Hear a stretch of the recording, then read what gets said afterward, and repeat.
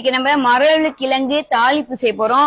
இதை நீங்க அவிச்சிட்டு நல்லா இடிச்சுக்குங்க. நான் 2 கிழங்கு எடுத்திருக்கேன். 2 கிழங்கு பாருங்க இப்படி இருக்கு. மஞ்சள் தூள்லாம் இது போட்டுறாதீங்க. நல்லா அவிச்சிட்டு இடிச்சுட்டேன் நானு. அதுக்கப்புறம் பாத்தீங்கன்னா ஒரு கை இக்காம்பளிஸ் போடுறேன், எண்ணெயில போட்டு நல்லா வதக்கிடுங்க. அதுக்கப்புறம் கொஞ்சம் பட்டை மிளகா, 1 ஸ்பூன் கடுகு தாளிப்பு,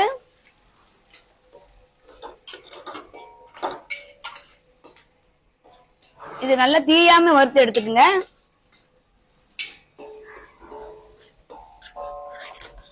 ஓகே ஃப்ரெண்ட். அப்புறம் பாத்தீங்கன்னா கருவேப்பிலை ஒரு பால்,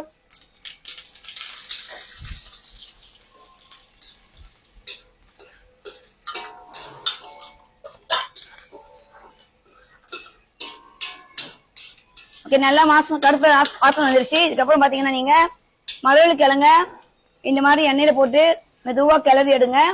கிளறி எடுத்துட்டு உப்பு கொஞ்சம் போடணும். உப்பு பாத்தீங்கன்னா இந்த கிழங்குக்கு நீங்க தூள் உப்பு பாய்க்கலாம், உங்களுக்கு கிண்ட ஈஸியா இருக்கும். தூள் உப்பு வந்து நான் வந்து இந்த கரண்டியில இந்த ஸ்பூன்ல 1 ஸ்பூன் போடுறேன் தூள் உப்பு. நீங்க பத்தலன்னா அப்புறம் போட்டுக்கலாம், ஏன்னா இக்கம்பிளிஸ்லயும் உப்பு இருக்கும். ஓகே ஃப்ரெண்ட், நம்ம மரவள்ளி கிழங்க தாளிச்சிட்டோம். பாருங்க எந்த கலரும் நான் போடல, லைட்டான எண்ணெயிலேயே தான் நம்ம செஞ்சிருக்கோம். நல்லா இருக்கு, பாக்குறதுக்கு நல்லா இருக்கு. நான் உப்பு பார்த்துட்டேன், கரெக்டா இருக்கு. உங்களுக்கு உப்பு பத்தலைன்னா நீங்க அப்புறம் வேணுமா தூள் உப்பு கொஞ்சம் போட்டுக்கலாம். இது வந்து பாத்தீங்கன்னா டீ டைம் பிள்ளைங்களுக்கு செஞ்சு கொடுங்க. மரவள்ளி கிழங்கு நல்லதுதான்.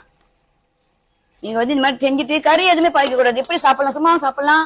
நல்லா ஒரு டீயை கலக்கி வச்சுட்டு சுட சுட இந்த மாதிரி நீங்க செஞ்சு சாப்பிட்டீங்கன்னா உங்களுக்கு அப்படிதான் இருக்கும். நன்றி ஃப்ரெண்ட். ரெஸ்டாரண்ட் ராஜேஷ். இப்போ